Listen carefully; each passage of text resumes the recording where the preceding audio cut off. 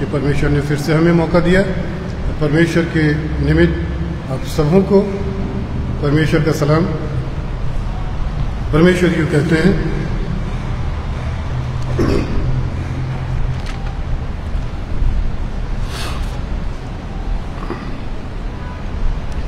यहोवा राजा है, उसने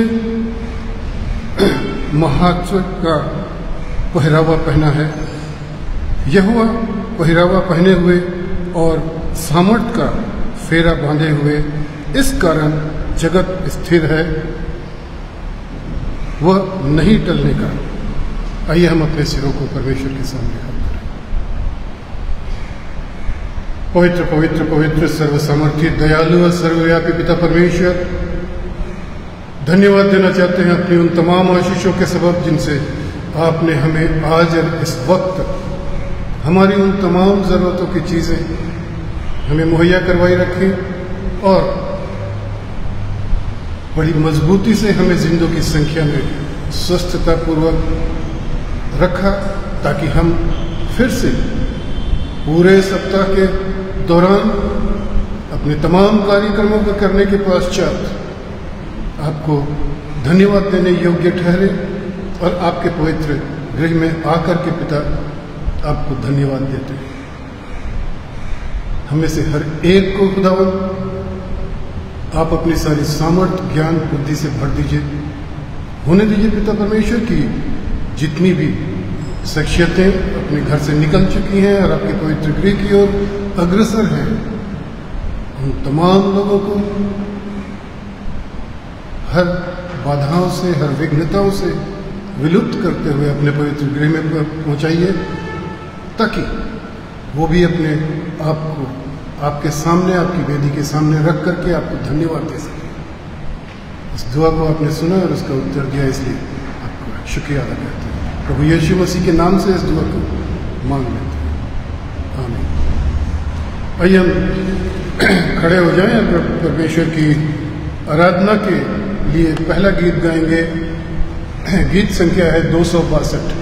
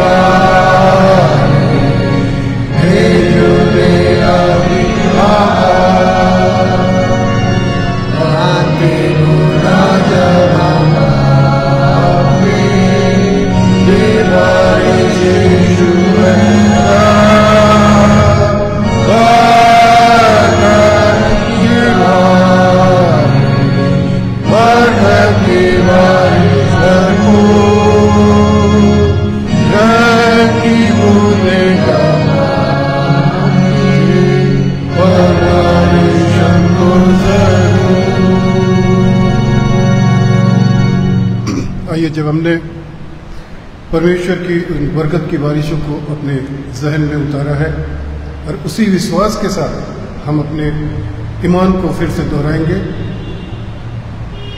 मैं इत्तेकाद रखता हूँ खुदा कादिर मुतलक बाप पर जिसने आसमान और ज़मीन को पैदा किया और उसके इकलौते बेटे हमारे खुदावंद यीशु मसीह पर कि वह रूह कुद्दूस से मुजस्सस होकर कुंवारी मरियम से पैदा हुआ, पैंतुस पिलातुस की हुकूमत में दुख उठाया, सलीब पर खींचा गया, मर गया और दफन हुआ, तीसरे दिन मुर्दों में से जी उठा और आसमान पर चढ़ गया और खुदा बाप कादिर मुतलक के दाहिने हाथ बैठा है, जहाँ से वो जिंदों और मुर्दों के इंसाफ करने को आएगा।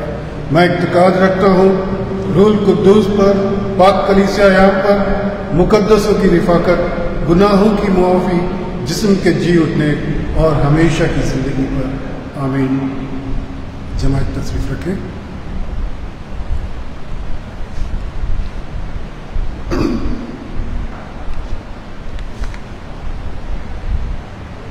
मैं अनुरोध करूंगा, हमारे बीच भाई विल्सन हैं, हमें प्रार्थना में लेकर के जाएंगे। खास तौर से आपसे रिक्वेस्ट है, आप हमारे बुजुर्ग मिस्टर लाल के लिए प्रार्थना अवश्य करें। उनके शारीरिक रूप में जितनी भी कमज़ोरियां हैं उनके लिए। मिसेस प्रधान की भी तबीयत नासाज है, उनके लिए भी प्रार्थना करें। विशेष रूप से हमारे क्वायर लीडर जॉय के लिए भी प्रार्थना करें ताकि परमेश्वर की शिफाई उन्हें मिल सके। हम अपने आज के बारी से पढ़ने के लिए निकालेंगे भजन संहिता 95, साम 95। और मैं अनुरोध करूंगा, हमारे भाई अलेक्जेंडर सिंह हैं हमारे बीच में, वो हमें इसमें पढ़ने की हिदायत करें। हम लोग बारी से पढ़ने के लिए निकाल लेंगे भजन संहिता 95। आओ हम यहोवा के लिए ऊंचे स्वर से गाएं और अपने उद्धार को चट्टान का जय जयकार करें।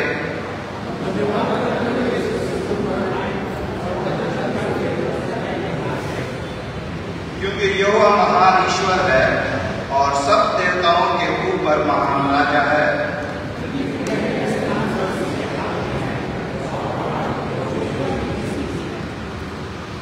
समुद्र उसका है और उसी ने उसको बनाया और स्थल भी उसके हाथ का रचा है।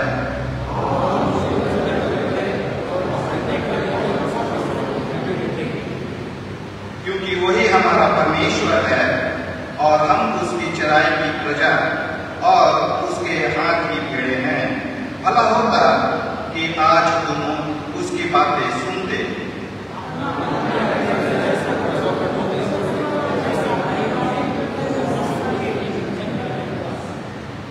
जब तुम्हारे पुरखाओं ने मुझे परखा, उन्होंने मुझे को जांचा और मेरे काम को भी देखा है।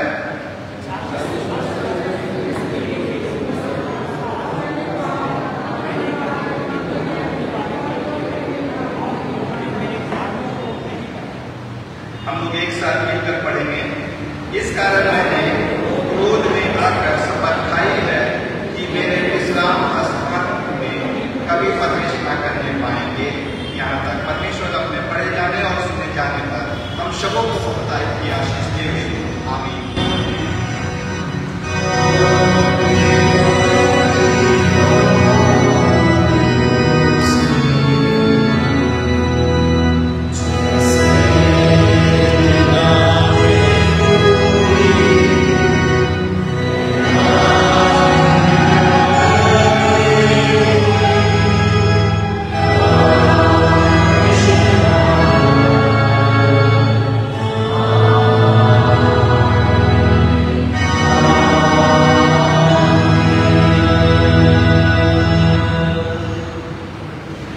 आइए आज का वचन, पहला वचन जो कि पाया जाता है एस्तर की पुस्तक से, एस्तर 5वां अध्याय 8 से 14। और मैं अनुरोध करूंगा, हमारे बीच भैया राजेंद्र भैया हैं, वो हमें हमारे लिए पढ़ेंगे।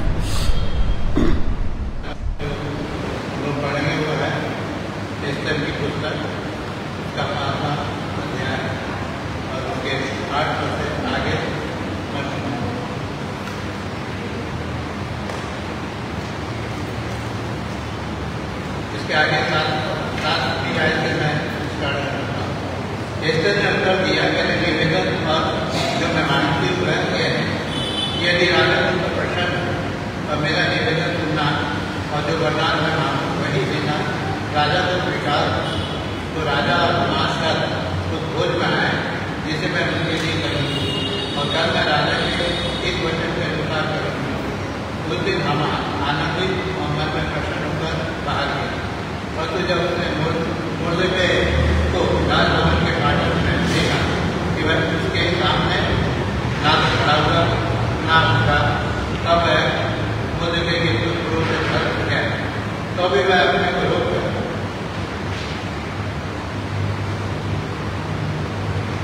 तो भी वह अपने रोक कर और अपने घर गया और अपने मित्रों, अपनी स्त्री जेरेस को बुलावा दिया। तब हामान से अपने मन का वैभव और अपने बाल बच्चों की बढ़ती और राजा ने उसको कैसे कैसे बढ़ाया और हम सब हाकिमों और अपने और सब कर्मचारियों से ऊंचा पद दिया था। इन सब का वर्णन किया। हामान ने ये भी कहा, इससे रानी ने भी मुझे छोड़ और किसी को राजा के संग अपने किए हुए भोज में आने ना दिया और कल के लिए भी राजा के संग उसने मुझे को हिस्सा दिया। तो अभी जब मुझे वह यहूदी मुल्क के राजभवन के फाटक में बैठा हुआ दिखाई पड़ता है, तब तक सब मेरी दृष्टि में व्यर्थ लगता है। उसकी पत्नी जेरेस और उसके सब मित्रों ने उससे कहा, 50 साल उसका फांसी का एक खंभा बनवाया जाए और सवेरे राजा से कहना कि उस पर मुर्द के लटका दिया है। तब राजा के संग आनंद से भोज में जाना। इस बात से प्रसन्न होकर हामान ने वैसा ही फांसी का एक खंभा बनवाया। आमीन।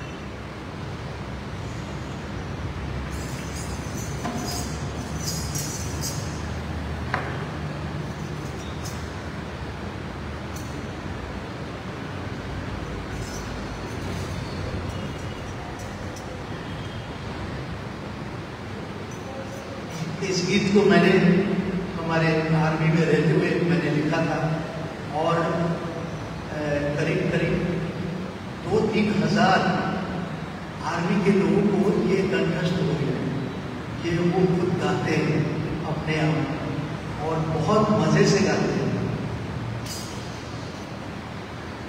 यीशु मेरे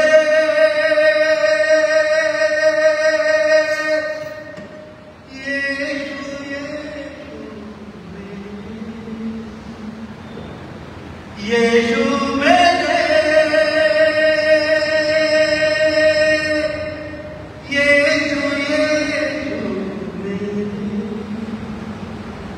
यीशु मेरे करा दे पार, यीशु मेरे करा दे पार,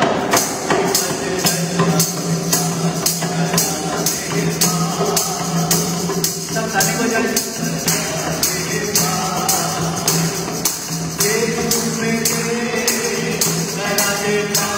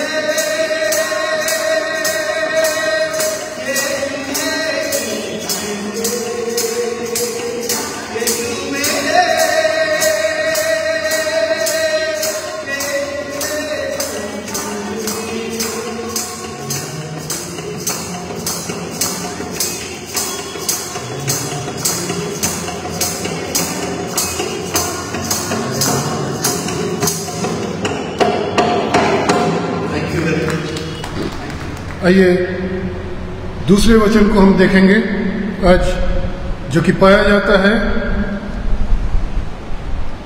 प्रेरितों के काम उसका 9वां अध्याय और उसकी पहली आयत। मैं भाई सुधीर से अनुरोध करूंगा कि वो इसे पढ़ने की, प्रेरितों के काम उसका 9वां अध्याय और पहली आयत।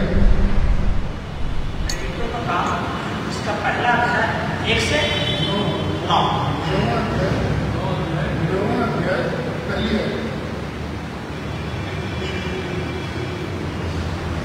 और इस प्रकार लिखा हुआ है, साउल जो अब तक प्रभु के चेलों को धमकाने और घात करने की धुन में था, महायाजक के पास गया।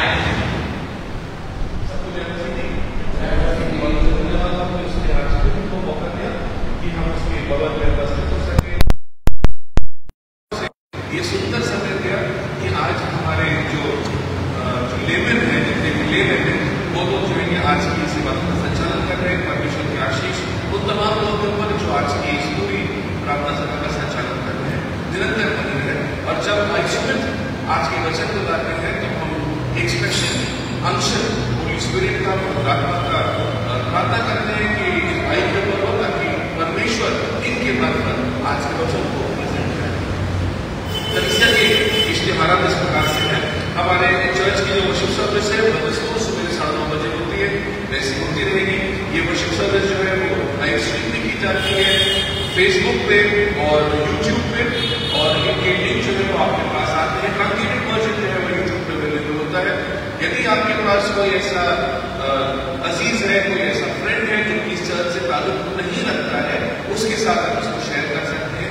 या जो लोग चर्च आने में असमर्थ हैं उनके लिए ये लिंक जो है वो आप शेयर कर सकते हैं, ताकि बहुत से लोग जो है वो परमेश्वर की संगति का और उसके वचनों का फायदा हासिल कर सकें। मंडे से लेकर फ्राइडे तक शाम को 8:30 बजे वेस्टमर्स का समय होता है, जब कलीसिया के ऐसे गूगल मीट पे इकट्ठा होते हैं और ये वर्चुअल प्लेटफॉर्म पे वचन पे मनन करते हैं और प्रार्थना करते हैं, खासतौर से एक दूसरे के लिए। इस बात का सबब है, जैसा वचन में लिखा है कि जब कलीसिया एक साथ एक मन होकर प्रार्थना करती है तो बड़े बड़े मौज से परमेश्वर करता है इस पृथ्वी पे। और उसी का इल्जाम है कि हमारे पास बहुत सी प्रेस रिपोर्ट्स हैं। जब कलीसिया निरंतर प्रार्थना करती है तो बहुत बड़े बड़े मौज से जो है हुए हैं, बहुत सी चंगाइयों की रिपोर्ट्स आई हैं। और कल शाम को खास तौर से जब हम लोग प्रेज एंड वर्शिप के लिए जब प्रेयर के लिए मीट किए तो शाम की सर्विस में बहुत सी प्रेज रिपोर्ट्स होती हम लोग के पास आई, और अच्छा लगा सुन के कि परमेश्वर का कार्य जो है वो हो रहा है, लोग चंगाई प्राप्त कर रहे हैं क्योंकि आप लोग जो है प्रार्थना कर रहे हैं। आपसे रिक्वेस्ट है, जब भी लिंक आपके पास आता है चर्च के ग्रुप पे मंडे से लेकर फ्राइडे तक का वेस्टमर्स का, तब आप भविष्य से क्लिक करें और उस प्रार्थना सभा में आप पार्टिसिपेट करें। सैटरडे को मॉर्निंग में से लेके शाम को 4 बजे तक कलीसिया के ऐसे जो है बाइबल की हिदायतों के अनुसार फास्ट करते हैं, उपवास करते हैं, और शाम को 6 बजे हम लोग एक बार फिर से गूगल मीट पे मीट करते हैं। ये समय होता है अपने सेल्फ असेसमेंट का, आकलन का, और अपने आप को तैयार करने के लिए हम लोग जो है प्रार्थना करते हैं। शाम को 6 बजे हर सैटरडे को इस प्रार्थना सभा का लिंक गूगल मीट का वो आपके पास आपके रजिस्टर्ड मोबाइल नंबर पे जाता है। आपसे अनुरोध है कि आप समय निकालें और इन प्रार्थना सभा में सैटरडे की जो प्रार्थना सभा है उसमें भी आप लोग अवश्य शिरकत करें। हमारे क्वायर की प्रैक्टिस जो है वो अभी स्थगित है क्योंकि हमारे चर्च के जो क्वायर मास्टर है उनकी तबीयत खराब है, उनको डेंगू हुआ है। लेकिन जैसे वो ठीक होते हैं उसके बाद ये सर्विस जो प्रैक्टिस जो है फिर से स्टार्ट रहेगी। ये प्रैक्टिस क्रिसमस की कैंडल सर्विस के लिए है और ये 2 बारी होती है पूरे हफ्ते में। फ्राइडे को शाम को 6 बजे ये सर्विस चर्च में होती है, प्रैक्टिस सर्विस, और ये प्रैक्टिस सेशन जो है ये संडे की सर्विस के बाद, वर्शिप सर्विस है उसके बाद चर्च में होता है। आपसे अनुरोध है जितने भी क्वायर के मेंबर्स हैं कि इसको आप कोऑर्डिनेट करते रहें। आपका जो चर्च का जो व्हाट्सएप ग्रुप है क्वायर का, उसमें इत्तला दी जाएगी कि कब से ये प्रैक्टिस रिज्यूम होगी, ताकि आप लोग जो है वो परमेश्वर की स्तुति के लिए आप लोग निरंतर ऐसे अग्रसर में कार्य करते हैं। जो आने वाले प्रोग्राम्स हैं हमारे चर्च के नवंबर महीने के, वो है 19 तारीख यानी आने वाला संडे जो है वो WSCA संडे के रूप में मनाया जाएगा। और चर्च की जो महिला मंडली की बहनें हैं वो इस प्रार्थना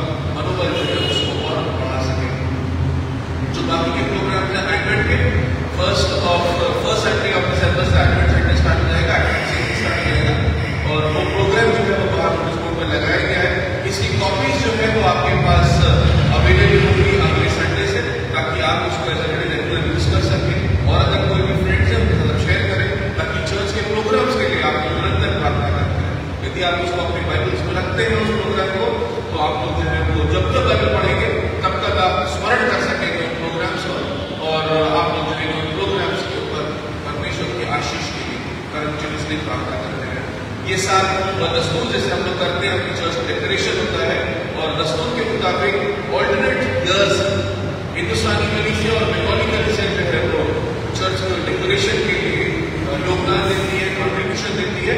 और ये साल 2023 जो है वो रिस्पॉन्सिबिलिटी को दायर कर हमारी हिंदुस्तानी कलीसिया के ऊपर आया है। इसलिए आप अनुरोध है कि आप लोग चर्च सेक्रेटरी दिलीप से कॉन्टैक्ट कर सकते हैं और सब पूरे परिवार की ओर से 600 रुपीज का एक दान की अपेक्षा की गई है। रिक्वेस्ट है कि हर फैमिली जो है वो 600 रुपीज डोनेट करे। यदि परमेश्वर आपको हिदायत देता है और अधिक देने के लिए तो आप दे सकते हैं, लेकिन फिर 600 रुपीज को फैमिली जो है उसकी रिक्वेस्ट है पास्टर कमेटी की ओर से कि आप लोग हमारे चर्च सेक्रेटरी दिलीप को ये अमाउंट आवश्यक है। जो प्रेज रिपोर्ट है हमारे सेक्रेटरी साहब ने आज की सर्विस में संचालित करने को बताई कि हमारे अजीज मिस्टर एस के दार जो कि सीनियर मेंबर है हमारे चर्च के, कि बहुत तबियत नासाज थे पिछले हफ्ते, उनको डेंगू हुआ था, लेकिन परमेश्वर की दया से और आप सबकी प्रार्थनाओं के कारण आज अंकल जो है वो स्वस्थ है, स्वस्थ लाभ प्राप्त कर रहे हैं, अपने घर में है। अभी काफी दिन है इसीलिए चर्च में नहीं आए। आप लोग उनके लिए निरंतर प्रार्थना करते हैं। धन्यवाद की प्रार्थना करें मिस्टर एस के दार के लिए। आप लोग प्रार्थना करें हमारे कोऑर्डिनेटर मिस्टर हैंसल जॉय जो बहुत ज्यादा खराब थी, उनको भी डेंगू हुआ था, वो हॉस्पिटलाइज है, पूरे हफ्ते को हॉस्पिटल में थे और अभी उनको डिस्चार्ज किया गया तो घर गए। आप लोग भाई जॉय के लिए भी आप लोग प्रार्थना करते रहे ताकि परमेश्वर को सामर्थ्य कि वो वापस आ सके और जो क्वायर प्रैक्टिसेस हैं और जितनी भी उनकी रिस्पॉन्सिबिलिटीज हैं क्वायर मास्टर उसको वो सही अंजाम देने पाए। और भी रिक्वेस्ट आई है हम लोग के पास प्रेयर्स की। लखनऊ से मिस्टर राजेंद्र जी जो कि हमारे एल्डर ब्रदर हैं, उनका बहुत एक सीरियस एक्सीडेंट हुआ था और उनके सर में 8 स्टिचेस लगी है, उनके हेड में 8 स्टिचेस हुई है। कि आप लोग उनके लिए प्रार्थना करें ताकि परमेश्वर ने बहुत बड़ा मौका हुआ कि परमेश्वर ने बहुत बड़ी विपदा से उनको डाला है, लेकिन जो स्टिचेस हुई है उसके लिए आप लोग प्रार्थना करें ताकि वो भी स्वास्थ्य लाभ प्राप्त कर सके। मिसेस डेजी प्रधान जो कि हमारी वर्शिप सर्विसेज जो ऑनलाइन होती है रेगुलर जुड़ती है, हमारे चर्च के मेंबर नहीं है, उनकी और उनकी ग्रैंड डॉटर की तबीयत काफी खराब है, उन्होंने भी प्रेयर रिक्वेस्ट भेजी है कि आप लोग उनके लिए भी प्रार्थना करें। गुजरे हफ्ते जो खुदावंद के हुजूर आपने हज़ार गुजराना वो था 7,760 रुपये, 7,760 रुपीज परमेश्वर आपके देने में बहुत से आशीष है। मैं एक बार फिर से धन्यवाद देना चाहूँगा अपने तमाम ले भाइयों का जो कि आज की सर्विस का आयोजन कर रहे हैं और खास तौर से मैं मिस्टर सहगल और मिसेस सहगल का धन्यवाद देना चाहूँगा एक सुंदर गीतों के लिए जो आपने आज परमेश्वर के जलाल के लिए के हम सब की हिम्मत अफजाई के लिए, हम सबका मनोबल बढ़ाने के लिए परमेश्वर आपको बहुत आशीष दे, आपके परिवार को आशीष दे और आप यूं ही अपने जलाल के लिए निरंतर इस्तेमाल करें। आइए हम लोग प्रेज वर्शिप के लिए हम तैयार हो, दोनों हाथ ताली बजाकर ईश्वर का आराधना करें, क्योंकि आज ईश्वर ने फिर एक बार मौका दिया था कि हम उसके भवन में आकर उसके आराधना उसके प्रशंसा करें। आइए हम बुलंद आवाज से हमारे पास जो बुलेटिन में जो गाना भेजा गया है उससे हम गाएंगे। आज का ये दिन जो भगवान ने बनाया, आइए हम बुलंद आवाज से ये गाना करें। आज का दिन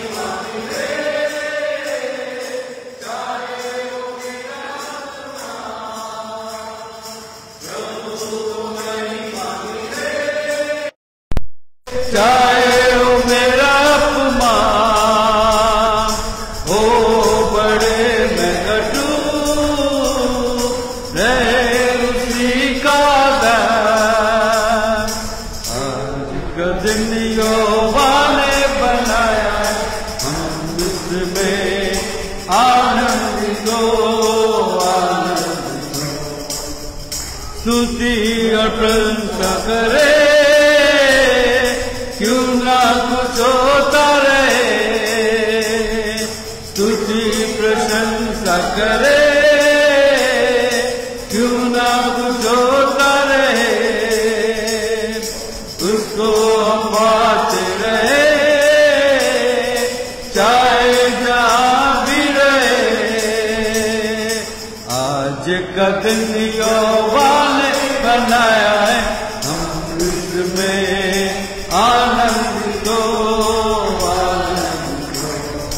आता हूँ तेरे पास, मुझको तुझसे आता हूँ तेरे पास, मुझको तुझसे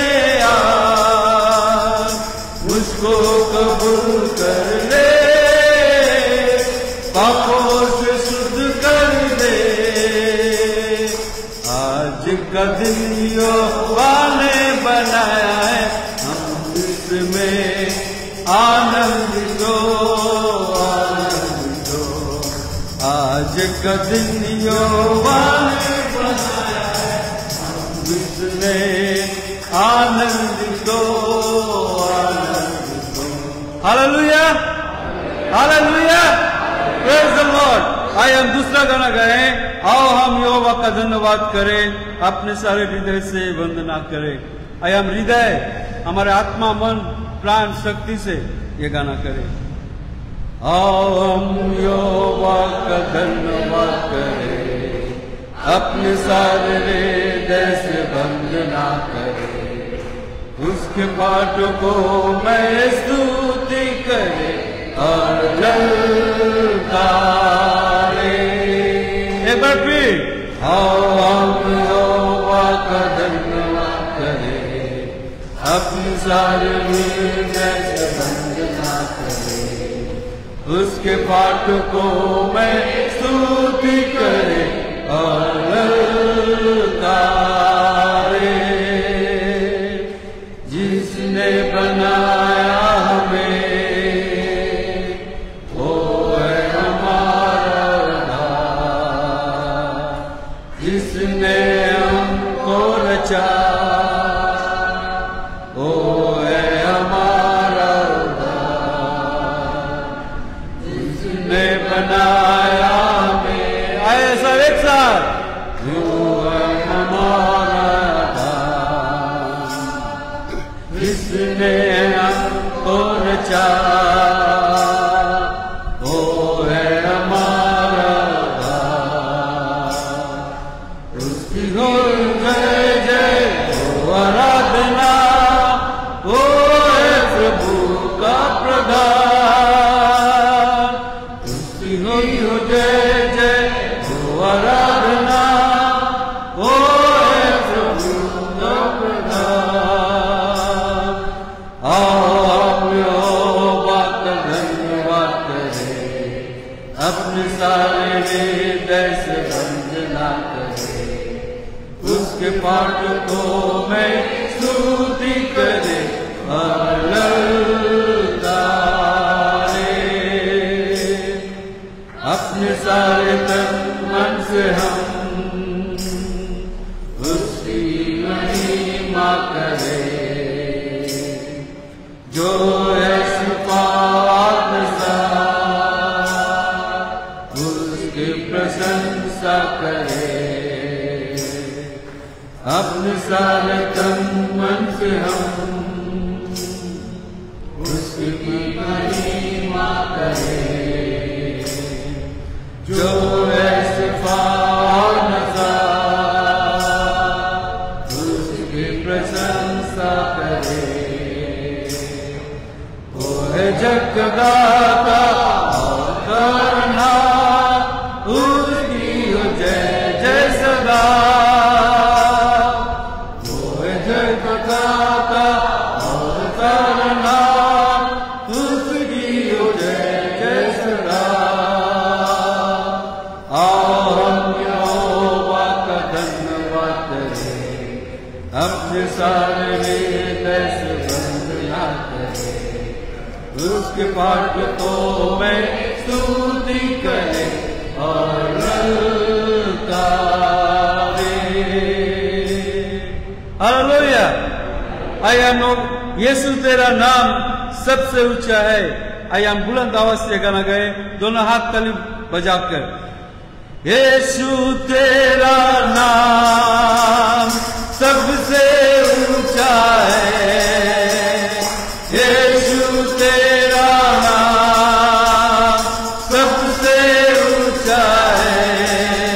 इस नाम में मुक्ति, इस नाम में है शक्ति, इस नाम में है शांति देता है।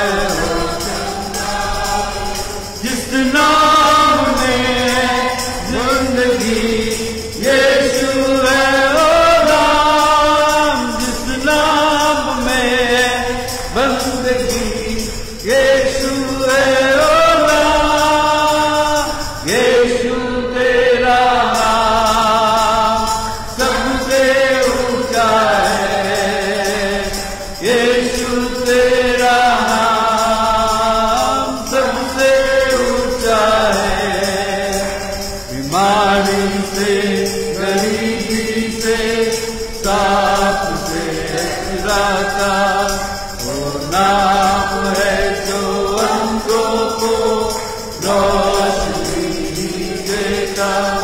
इस नाम में जिंदगी यीशु है ओ नाम, जिस नाम में बंदगी यीशु है ओ नाम। यीशु तेरा नाम सबसे ऊंचा है, यीशु तेरा नाम सबसे ऊंचा है।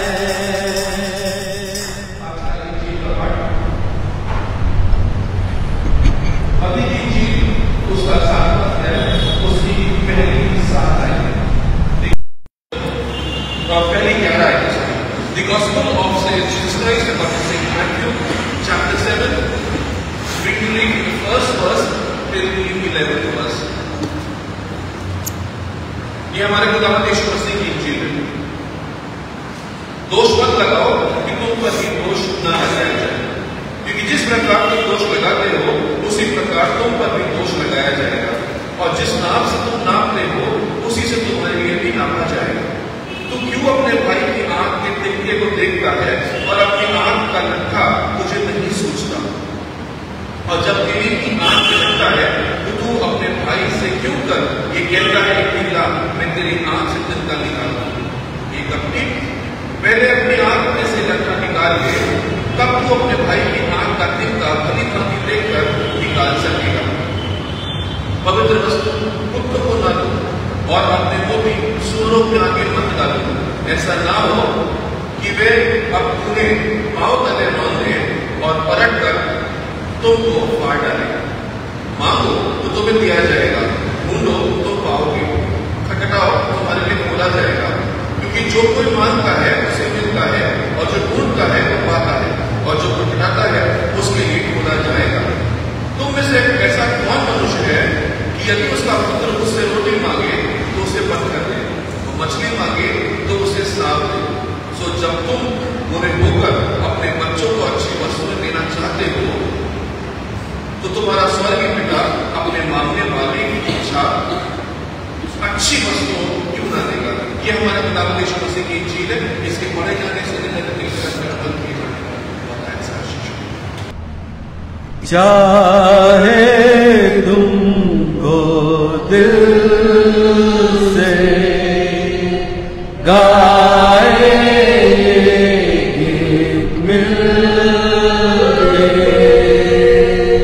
तेरे नाम यीशु नाम की जय। जिस नाम में है जिंदगी ओ नाम है यीशु मसीह। जिस नाम में है बंदगी ओ नाम है यीशु मसीह।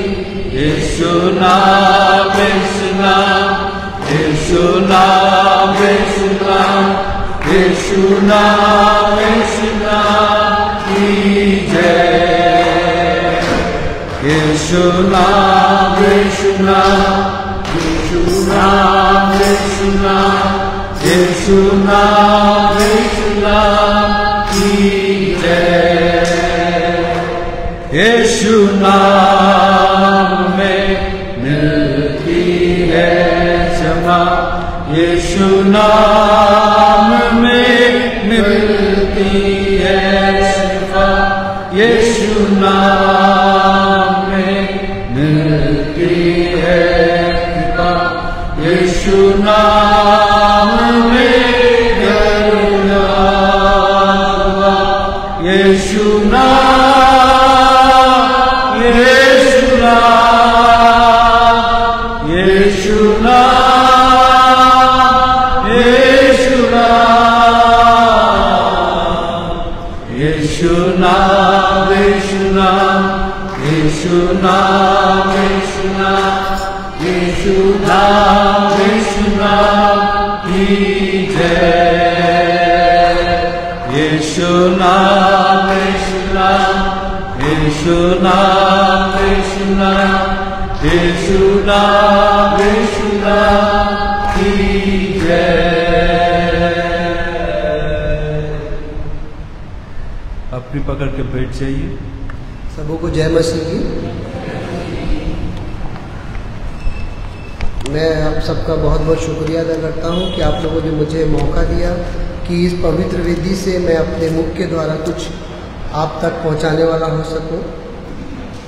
वचन देने के पहले प्रार्थना करेंगे। शुक्रिया शुक्रिया पिता परमेश्वर, आपका अनुग्रह का, आपके प्यार और मोहब्बत का पिता परमेश्वर, जो आपने हम सबों को दी पिता परमेश्वर, और एक बार मौका दिया पिता परमेश्वर कि ये किस भवन में हम आ सके पिता परमेश्वर, और पिता परमेश्वर तेरे प्यार को हम जाहिर करने वाले हो सके पिता परमेश्वर। इसलिए आपका शुक्रिया अदा करते हैं। आपसे प्रार्थना करता हूँ पिता परमेश्वर कि मैं जो भी यहाँ से इस पवित्र वेदी से पिता परमेश्वर बोलता हूँ, होने दे पिता परमेश्वर कि वो शब्द मेरे ना हो पिता परमेश्वर, जबकि वो आपके द्वारा पिता परमेश्वर मेरे दिमाग में लाए हों, और पिता परमेश्वर हम उसको समझने वाले हो सकें। हम सब आपके सामने पिता परमेश्वर कुछ नहीं है पिता परमेश्वर, कुछ प्राणी है पिता परमेश्वर, मगर आपने हमको चुना है। हम चुने हुए लोगों में से हैं जो इस भवन में यहाँ पर उपस्थित हैं। कितने ऐसे हैं पिता परमेश्वर जो इस भवन को पिता परमेश्वर आने ना पाए पिता परमेश्वर, वो जहाँ पर भी हैं उनको आशीषित कर पिता परमेश्वर। फिर सबको इस पूरी सभा को आपके हाथ में रखता हूँ, आपके नाम से मांगते हैं। जैसा कि यहाँ पे पढ़ा गया पवित्र वचन में से प्रेरितों के काम 9 उसका पहला अध्याय, ये उस समय की बात है जब शाऊल जो है क्या कर रहा था, लोगों को परेशान कर रहा था, धमका रहा था, और क्या कर रहा था, लोगों को जो है तरह तरह की ताड़नाओं से परेशान कर रहा था। यहाँ पे इस तरह लिखा हुआ है प्रेरितों के काम 9:1 में, और शाऊल जब अब तक प्रभु के चेलों को धमकाने और घात करने की धुन में था, महायाजक के पास आया। वह क्या था कि जो है लोगों को घात कर रहा था, परेशान कर रहा था, और ये उस समय की बात है जब उसके जीवन में परिवर्तन नहीं हुआ, उसके पहले की बात है। तब प्रभु ने उसको जो है महायाजक के द्वारा जो है उसने एक चिट्ठी निकाली, और चिट्ठी निकाल के वो क्या किया, लोगों को जाकर तरह तरह के लोग जो वहाँ पर महिला और पुरुष और स्त्रियाँ थी, सबको उसने बंदी बना लिया और सबको यरूशलेम में लेके आ गया। और उसके अंदर क्या थी, एक धुन थी लोगों को परेशान करने की, तरह तरह की हरकतों को करने की। तो मैं आपको यहाँ पे एक चीज़ बताना चाहूँगा, यहाँ पे जो मेरा आज का मुख्य मतलब उद्देश्य है, जुनून धुन। आज हमारे अंदर किस तरह की धुन है? क्या हम प्रभु के करीब आना चाहते हैं? हमारे अंदर क्या धुन है जो कि हम प्रभु को किस तरह से अपने आप को उसकी वेदी के सामने लाना चाहते हैं? जो हमें मौका मिला है, ये जो एक बड़ा सा भवन मिला है, इस भवन में क्या हम अपने सच्चे मन से, सच्चे हृदय से इस भवन में उपस्थित होना चाहते हैं? धुन होना सबके जीवन में बहुत अच्छी बात है। सबके अंदर हर तरह की धुन होती है। हर व्यक्ति के अंदर एक जुनून है कि मुझे जो है अपने करियर के प्रति जो है, किसी के अंदर धुन है, किसी को पैसा कमाने की धुन है, किसी को तरह तरह की लालसाओं की धुन है। हर व्यक्ति में एक तरह की धुन है। मगर क्या हमारे अंदर मेरे प्रभु अपने खुदा यीशु मसीह के प्रति कोई धुन है? क्या हम उसको, उसके अंदर वो जुनून है जिस जुनून से हम खुदा ने हमको चुना है, हम लोग एक ऑर्डिनरी नहीं है। खुदा ने क्या किया है, हमको आपको चुना है, तभी आज हम यहाँ पर उपस्थित हैं। बहुत से ऐसे लोग हैं जो हमारे इस पवित्र वचन को, इस कलाम को सुनने के लिए तरस रहे हैं और पहचानना, जानना चाहते हैं प्रभु के बारे में, मगर प्रभु ने हमको सब कुछ पहले से ही दे दिया है। हमें जो है सब कुछ खुदा ने सब कुछ पहले से दे दिया है, मगर हम क्या कर रहे हैं, उसकी कोई जीवन में महत्वता को नहीं समझते हैं। हम जो है सोचते हैं कि ठीक है, जो है चल रहा है बस जीवन में, और सांसारिक लालसाओं में, सांसारिक चीज़ों में हम इतना व्यस्त हैं कि हमको खुदा के भवन में आना और खुदा के प्रति अपने प्यार को जाहिर करना, वो हमें बड़ा अजीब सा लगता है। जब कभी सर बोलते हैं कि आकर आप गवाही दीजिए, तो हम लोग क्या करते हैं, शर्माते हैं। हमारे जीवन में इतने सारे काम हुए हैं, खुशी के, सुख के, और इतने अच्छे अच्छे मतलब खुदा ने ब्लेसिंग की है, मगर क्या होता है, जब हमें ब्लेसिंग के बारे में बताने की बात आती है, तब हम क्या करते हैं, शर्म करते हैं। और वहीं पर अगर हम कोई मूवी देख कर आए, कोई हमसे स्टोरी पूछे कि भाई साहब वो मूवी देखी आपने जवान, तो आदमी कहेगा हाँ उसमें ये था, उसने ये रोल किया, उसने वो किया। पूरी स्टोरी 3 घंटे की हम 10 मिनट 20 मिनट में बता देंगे। मगर जब हम खुदा के बारे में बात कर रही हो कि कोई पूछे खुदा ने आपको क्या आशीषें दी, कितनी आशीषें दी है, तो हमें शर्म आती है बताने में कि खुदा ने हमको इतनी आशीषों से नवाजा है, मुझे ये दिया, मुझे ये दिया, मुझे ये दिया। कोई नहीं बोलेगा, सब क्या करते हैं, शर्माते हैं। खुदा के भवन में आने में शर्माते हैं, खुदा की आशीषों को बताने में। अपने बगल में बैठा हुआ भाई है, मेरा पड़ोसी है, दोस्त यार है, उसको खुदा ने इतनी आशीषें दी, मुझे शर्म आ रही है कि मैं उसको बताऊं कि खुदा ने मुझे इतनी ब्लेसिंग दी है, इतनी आशीषें दी है। नहीं, मुझे लगता है कि अगर मैं बताऊंगा तो शायद हो सकता है कि मेरा भाई या मेरा दोस्त उससे गुस्सा हो जाए, या उसको लगे कि अरे झूठ बोल रहा है। तो हमारे जीवन में क्या है, आशीषें इतनी हैं कि जिसको हम बयां नहीं कर सकते। मगर क्या हो रहा है कि हम लोग इतना सांसारिक चीज़ों में लगे हुए हैं। खुदा के लिए 10 मिनट 15 मिनट, मैं भी जो हूँ इस चीज़ को एक्सेप्ट करता हूँ कि सैटरडे की मीटिंग में नहीं आ पाता हूँ, सर जो करते हैं उसमें हार्डली 1 घंटे 15 मिनट 20 मिनट का जो हम लोग का जो टाइम होता है, उस समय अगर हम सारे कामों को थोड़ा सा अगर विराम देकर अगर हम कोशिश करें कि हम उस मीटिंग को अटेंड कर सके, तो हमको क्या होगा, खुदा की आशीषें प्राप्त होगी। और उसकी आशीषें इतनी हैं कि शायद हम सोच भी नहीं सकते। मरते पैदा होने से लेकर जब तक हम कब्र के अंदर नहीं चले जाते, लास्ट सांस तक वो हम लोगों को देता रहता है, देता रहता है, देता रहता है। इतना देता है कि हमारा जो मतलब पूरा शरीर और पूरा जीवन जो है आशीषों भर जाता है। मगर हम क्या करते हैं, उसका एक छोटा सा शुक्र करने के लिए भी भवन में आने में शर्माते हैं। तो मेरा यही कहना है कि खुदा अगर आपको आशीषें दे तो कम से कम उसका शुक्रिया अदा करें, उसका शुक्रगुजार करें, उसका धन्यवाद दें। जिस तरह से शाऊल का जीवन आगे जाके परिवर्तित हुआ, उसके जीवन में बहुत क्या काम हुए आपका आगे यहाँ पर दिया हुआ है, आपको तो सबको पता ही होगा, ठीक है, उसका जीवन किस तरह से परिवर्तित हुआ। मगर उससे पहले क्या था, वो जो है लोगों को सताता था, लोगों को परेशान करता था। मगर जब खुदा का कार्य उसके जीवन में हुआ तो उसका जीवन क्या हुआ, परिवर्तित हो गया। खुदा ने उसको इसलिए चुना क्योंकि वो जो गलत काम करता था उसके अंदर एक धुन थी गलत काम करने की, लोगों को परेशान करना, सताना, उसके अंदर एक धुन थी। खुदा ने जो है उसको ये सोचा कि क्यों ना इसकी ये जो गलत काम की धुन है, इसकी जो एक जील है, इसकी जो एक जुनून है, इसको क्यों ना मैं अपने कार्य में लगाऊं। इसी तरह से खुदा क्या करता है, हमको आपको भी चुनता है। और लोगों को आप सोच कर देखिए इस बात को कि हमें ही क्यों खुदा ने ऐसा मौका दिया, औरों को क्यों नहीं दिया।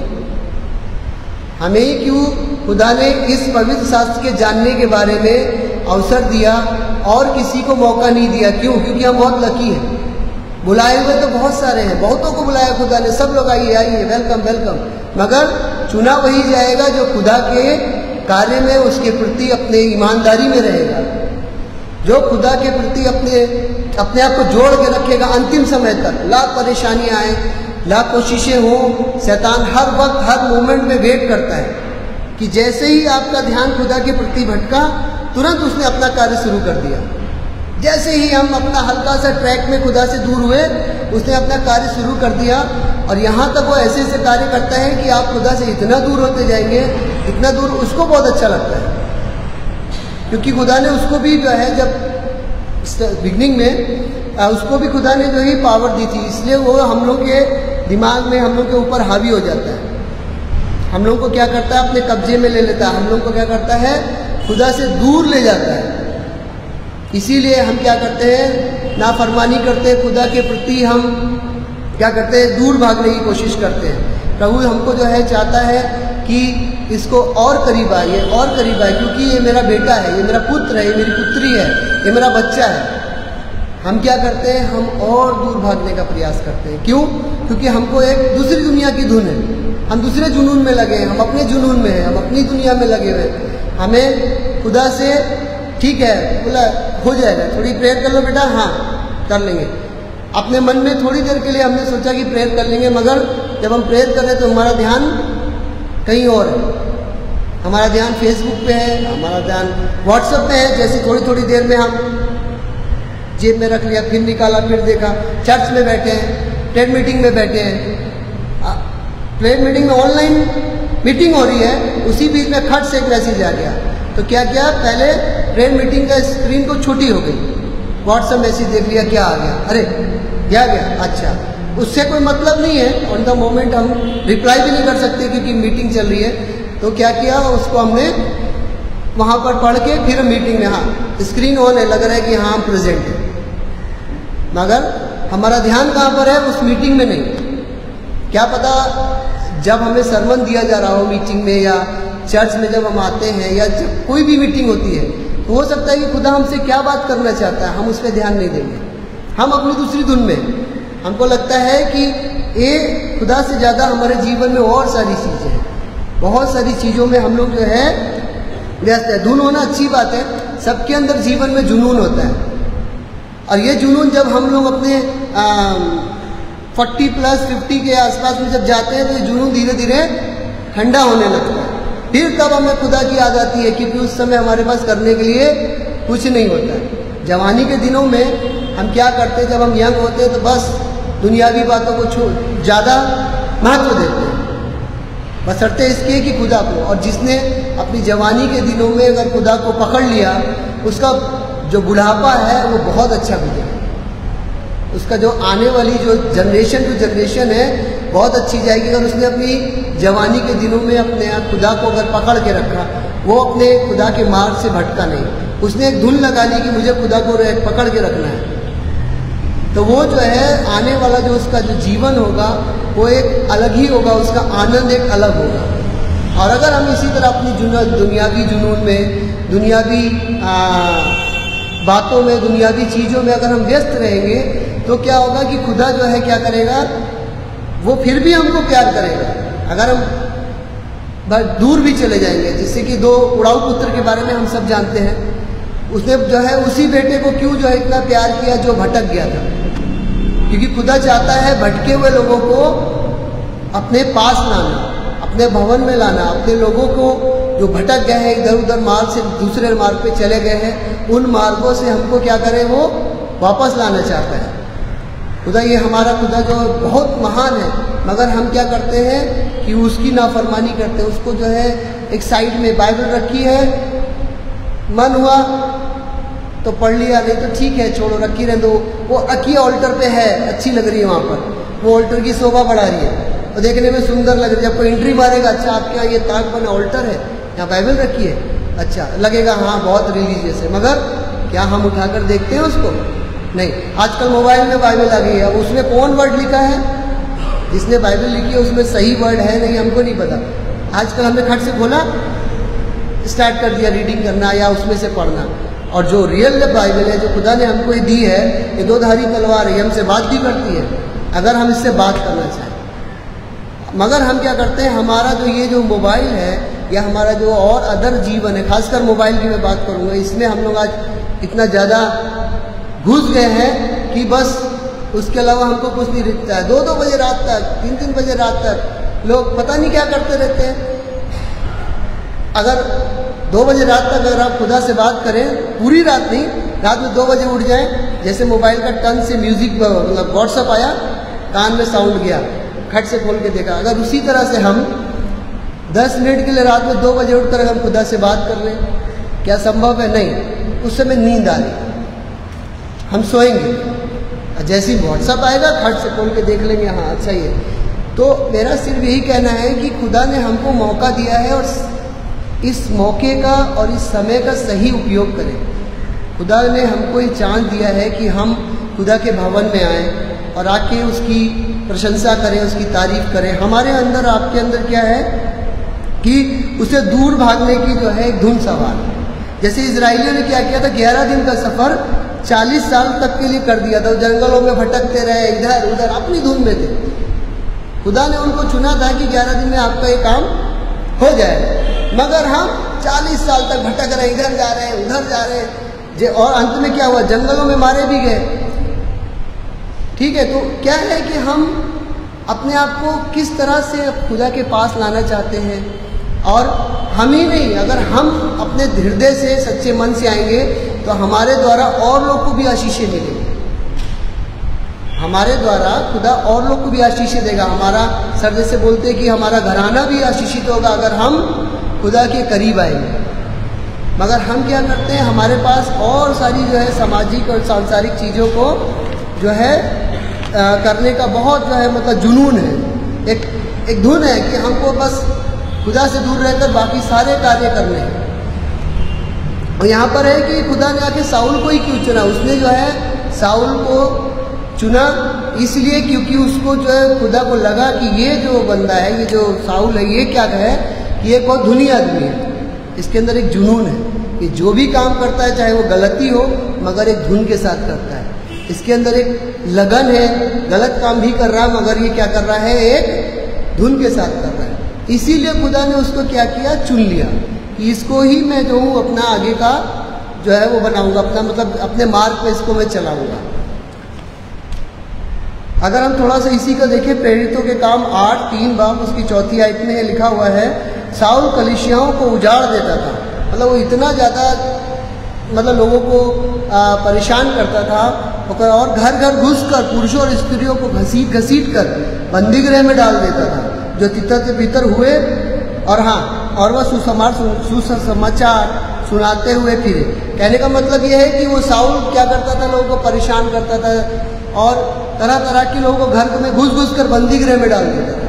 मगर उन्हीं में से कुछ ऐसे भी थे जो तितर बितर हुए, माने उस जो वहाँ के लोग थे उनके घर उजाड़ दिए गए, इधर उधर परेशान हुए, मगर फिर भी उन्होंने खुदा का साथ नहीं छोड़ा, उसको पकड़े रखा और उसका सुसमाचार को पकड़े रखा। और उस सुसमाचार के द्वारा वो लोगों को अपने खुदा के बारे में बताते थे, सुसमाचार करते थे। वो उनकी धुन थी, वो उनके जुनून था कि वो जो है चाहे जो हो जाए, चाहे जितना भी मुझे परेशान किया जाए, कितनी भी परेशानियाँ आ जाए, प्रताड़नाएँ हो जाए, प्रताड़ित किया जाए, परेशान किया जाए, मगर मैं अपने जुनून में लगा रहूँगा। वो लोग क्या कर रहे थे, तितर बितर हुए वह सुसमाचार। जो लोग वहाँ से, कुछ लोग ऐसे थे जो उस जगह से इधर उधर भागे अपने आप को बचाने के लिए, मगर उन्होंने खुदा को नहीं छोड़ा, उसका सुसमाचार सुनाते रहे। और आगे जो है वो लोग क्या हुआ, और लोगों के जीवन बचाए गए, दुष्ट आत्माएं निकाली गई और बहुत सारा कार्य हुआ उन्हीं के द्वारा। आज हम लोगों को प्रेयर की बहुत ज़रूरत है, प्रार्थनाओं की हमारे जीवन में बहुत सख्त ज़रूरत है। हर व्यक्ति को प्रार्थना की इतनी ज़्यादा ज़रूरत है कि आप सोच कर देखिए कि हर आदमी किसी न किसी परेशानी से परेशान है। हम जितने भी लोग हैं इस संसार में, हमें खुदा ने इतने सुख दिए, मगर हम अपने उस सुख या उस खुशी से खुश नहीं हैं। मेरा जो बगल वाला है वो क्यों खुश है, हम उससे परेशान हैं। जो मेरे बगल में है, जो मेरा पड़ोसी, मेरा भाई, मेरा दोस्त, मेरा यार, मेरा कज़न, कोई भी हो, हम वो क्यों खुश है, ऐसा क्यों है कि इसके अंदर ऐसी कितनी खुशी क्यों है, इसके जीवन में इतना खुश क्यों है। तो हम उसकी खुशी से दुख है, बल्कि जो खुदा ने हमको जो खुशियाँ दी हैं उस खुशी से हम खुश नहीं हैं। हमारे जीवन में यही एक सबसे बड़ा दुखी का कारण है कि हम दूसरे के जो है खुशी से परेशान हैं।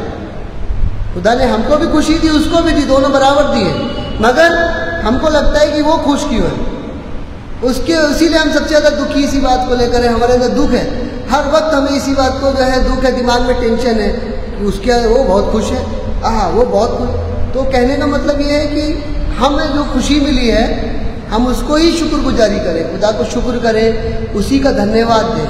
मगर हम करते क्या है, खुदा हमको बहुत सारी डे बाई डे वो कुछ ना कुछ देता रहता है।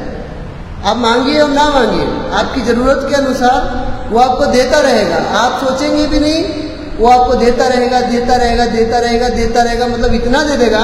वो हमेशा ऐसे रहता है और हम लोग हमेशा ऐसे खड़े रहते हैं। हम क्या करते हैं, हमेशा ऐसे खड़े रहेंगे और वो हमेशा ऐसे करता रहता है। लो बेटा, लो बेटा, लो पुत्री, लो मेरे बेटे, तुम्हें ये चाहिए, ये चाहिए, ये चाहिए, सब चीज़ें वो देगा। और हम लोग सुबह शाम बस ऐसे अरे खड़े मांगते रहते हैं। और वो क्या करता है, वो देता रहेगा, मगर कभी शुक्र नहीं करते। कभी अगर हाँ, एक जगह पर शुक्र अदा करते हैं हम लोग सबसे ज़्यादा, जब हम बीमार होते हैं, परेशान होते हैं, जब हम ठीक हो जाते हैं, स्वस्थ हो जाते हैं। थैंक गॉड, आपने मुझे स्वस्थ कर दिया, धन्यवाद प्रभु आपका, बहुत बहुत धन्यवाद कि उसने हमको स्वस्थ कर दिया। बाकी सांसारिक चीज़ों जो उसने हमें दी, उसके बारे में हम कभी शुक्रिया अदा नहीं करते।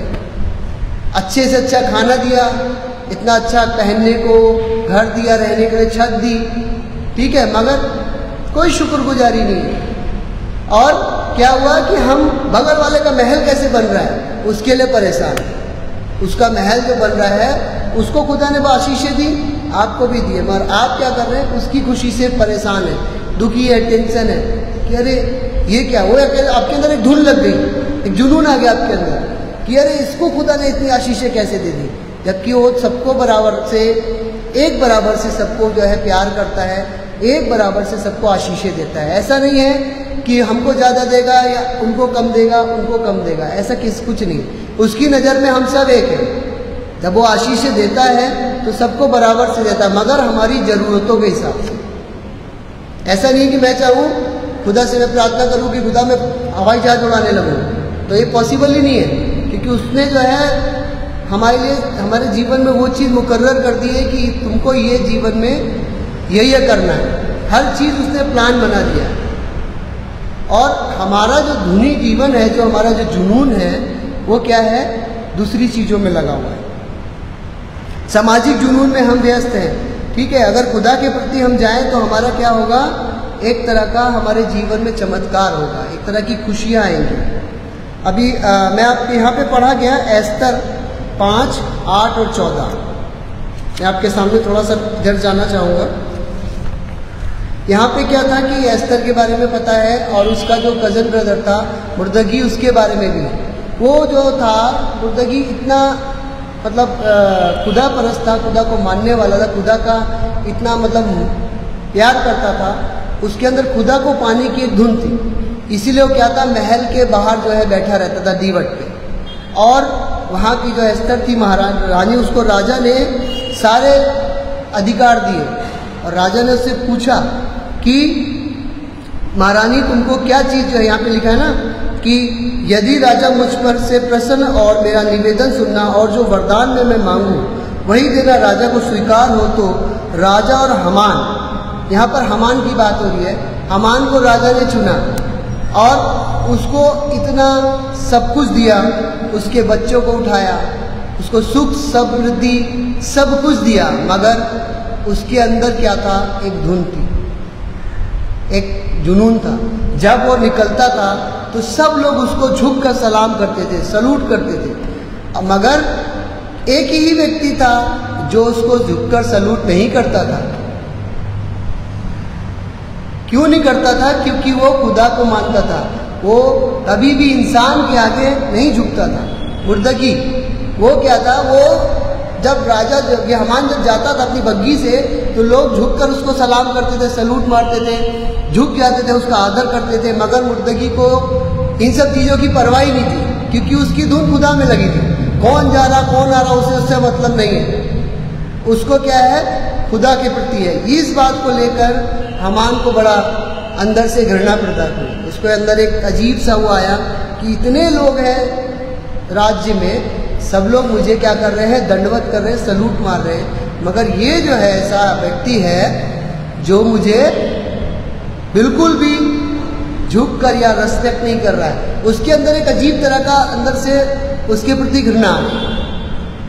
और वो तुरंत अपने घर गया, अपने मित्रों को बुलाया, अपनी पत्नी से उसने उस बात का जिक्र किया। तो हम लोग में भी क्या होता है, हम लोग भी जब कभी परेशान होते हैं तो घर जाते हैं, घर जाते ही अपने दोस्तों में कुछ बातें शेयर करते हैं। अब वो जो दोस्त है या जो हमारा जानने वाला जिससे हम अपनी बात को बता रहे हैं, वो व्यक्ति हमको किस तरह का, किस रास्ते का हमको आइडिया देता है, ये बहुत महत्व करता है। उन लोगों ने क्या किया, उसको जो है हमान को ये बोला कि अच्छा ऐसी बात है, ऐसा है, उसके अंदर इतना घमंड, तुम तो इतने वो हो, राजा ने तुमको चुना है और क्या बोलते हैं, तुम्हारे रानी अस्तर के साथ तुम खाना खाते हो बैठकर, और तुम्हारे सारी इतनी सारी चीज़ें तुम्हें दी गई हैं, और तुम्हारे बच्चों को, तुम्हारे परिवार को, तुम्हें ऊंचे से ऊंचा पद मिला है, और वो एक छोटा सा तुच्छ यहूदी तुमको जो है दंडवत नहीं करता है, उसकी इतनी हिम्मत कैसे होगी। ये क्या हुआ, हमारे आस पास के जो लोग हैं उन लोगों ने उसके दिमाग में क्या किया, ये बात डाल दी कि नहीं, उसको तुम सजा दोगे, जाओ राजा के पास जाओ और जाके उसको फांसी पे लटकवाने की, उससे आग्रह करो कि उसको फांसी पे लटकवा दिया जाए। उसने 50 फीट का एक फांसी का फंदा भी बनाया हमान ने, और क्या किया, राजा के पास गया, राजा को सारी बातें बताई। अगर क्या वो जब उसने सारी बातें बताई तो राजा ने कहा ठीक है, अच्छा मैं करता हूँ कुछ। उसके बाद क्या हुआ कि उसको फिर भी जो है अंदर से मतलब एक धुन थी कि ये क्यों जो है इस तरह का व्यक्ति है जो मुझे जो है क्या कर रहा है, आदर और सम्मान नहीं कर रहा है, जबकि उसका ऐसा कोई वो नहीं था, वो दूसरी दुनिया में अपनी खुदा की धुन में लगा हुआ था। हम लोग होता है ना, एक जुनून हो जाता है कि हमको इस चीज़ को करना है, तो उसके अंदर मुर्दगी में जुनून था कि उसको खुदा को ही खाली प्यार करना है, दंडवत करना है, उसी के आगे ही उसको अपना जीवन देना है। हमान को बर्दाश्त नहीं हुआ। आगे आपको सबको पता है कि जब उसने वो फांसी का फंदा बनवाया था, कि खुदा का ऐसा प्लान हुआ कि उसी फांसी के फंदे में क्या हो गया, उसी को जो है फांसी लगा दी। राजा ने हुक्म दिया कि इसको जो है क्या किया जाए, फांसी लगा दी जाए। तो हमारा कहने का मेरा, मैं यहाँ पे ये बताना चाहता हूँ आपको कि हम जो है हमान की तरह ना बने। अगर हमान चाहता तो 100, 500, 1000 लोगों ने उसको दंडवत किया, एक ने नहीं किया, कोई बात नहीं, छोड़ देता, जाने दीजिए, छोड़िए, माफ़ कर दीजिए, खुदा ने भी बोला है कि माफ़ कर दो, तो माफ़ कर सकता था। मगर उसने क्या किया, उसके दिमाग में एक जुनून था कि नहीं, इसने मुझे दंडवत क्यों नहीं किया, क्यों नहीं मेरे आगे ये झुका, क्यों नहीं इसने मुझे जो है सलाम किया। तो इसीलिए वो क्या हुआ कि उसके उस जुनून ने उसको कहाँ तक पहुँचा दिया, फांसी तक पहुँचा दिया। आज हमारा भी इसी तरीके का जुनून है, हमारा भी धुन है। हमारी धुन किस तरह की है, हम किस रास्ते पे जा रहे हैं, ये हमको देखना होगा, हमको अपने आप को परखना होगा, हमको अपने आप को चेक करना होगा अपने जीवन में कि हम किस मार्ग के रास्ते पे चल रहे हैं। क्या ऐसा तो नहीं है कि वो रास्ता जो आगे जाकर हमको फांसी पे चढ़ा दे, फांसी का मतलब सच्चाई वाली फांसी नहीं, उन परेशानियों में डाल दे कि जो खुदा ने नहीं हमारे लिए चुनी है। खुदा ने परेशानियां हमारे लिए कभी नहीं चुनी, मगर हम अपनी लालसाओं में पड़ के, अपनी इच्छाओं में और अपने ही द्वारा खुदा परमेश्वर को ना ग्रहण करके क्या करते हैं, गलत रास्ते पे जाते हैं, अपनी धुन में लगे रहते हैं, और उसी धुन की वजह से ही हमारा जीवन क्या होता है, तितर बितर होता है और डिस्टर्ब हो जाता है।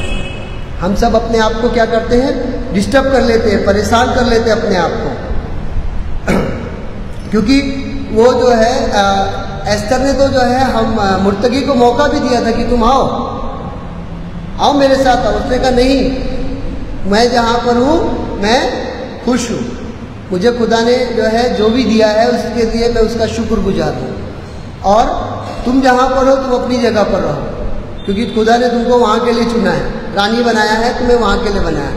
मगर इसी बीच में जब हमान में जो है, जो हमान का जो जीवन है उसको भी अगर हम देखेंगे तो उसमें हम यही देखते हैं कि उसने एक छोटी सी जुनून के चक्कर में अपने पूरे जीवन को बर्बाद कर दिया। सिर्फ मुर्दगी को क्या चाहता था, वो नीचा दिखाना चाहता था। हम लोगों में भी ऐसी बहुत सारी चीज़ें हैं, हमारे जीवन में भी है कि अगर हमारे साथ होता है, इंसान का ये जीवन है, किसी ने किसी व्यक्ति के साथ बाई मिस्टेक या जैसे भी करके कुछ उसको हर्ट कर दिया, तो हम सालों साल 6 महीना साल भर मैं इंतजार करता रहूँगा, तब बदला नहीं ले लूँगा, तब तक छोड़ूंगा नहीं इसको। खुदा मुझे इतनी ताकत दे कि मैं इससे बदला ले लूँ, क्योंकि इसने मुझे हर्ट किया है, इसने मुझे यहाँ पे ये प्रॉब्लम दी है, मैं इसको छोड़ूंगा नहीं। अंत समय तक हम इंतजार करते रहते हैं और खुदा मौका नहीं देता है। क्यों देगा मौका? कि खुदा ने उसको भी आशीषें दी और आपको भी आशीषें दी। और आप खुदा से क्या प्रार्थना कर रहे हैं कि मुझे एक बार मौका दे दे, खुदा प्लीज एक बार चांस दे दे, मैं जो हूँ इसको छोड़ूंगा नहीं। 6 महीने से हम बैठे इंतजार करें, साल 2 साल हो गया, हम उससे बात ही नहीं करना चाहते। कितनी पुरानी बात हो गई, जब कभी हर्ट हुआ होगा, ठीक है, हो जाता है, इंसान के जीवन में सबके साथ होता है। हो गया, कोई बात आपको नहीं अच्छी लगी, जरूरी नहीं है कि सबका मन एक सा मिले। आपको अगर उसकी कोई बात बुरी लग गई तो आप उसको ही लेकर बैठे अपने अंदर कि नहीं, जब तक मैं इसको जो है सजा नहीं दे दूंगा, हर्ट नहीं कर लूंगा, तब तक मैं जो हूँ इससे ना बात करूंगा, ना इसके करीब जाऊंगा। क्या है, मेरी एक अलग धुन लगी, हम अपनी दुनिया में ही दूसरी धुन में लगे हैं कि नहीं, उसको हमको करना ही करना है, उसको नीचा दिखाना ही दिखाना है, तब मेरे मन को ठंडक मिलेगी। चाहे जो हो जाए, मैं नीचा दिखा के ही रहूँ।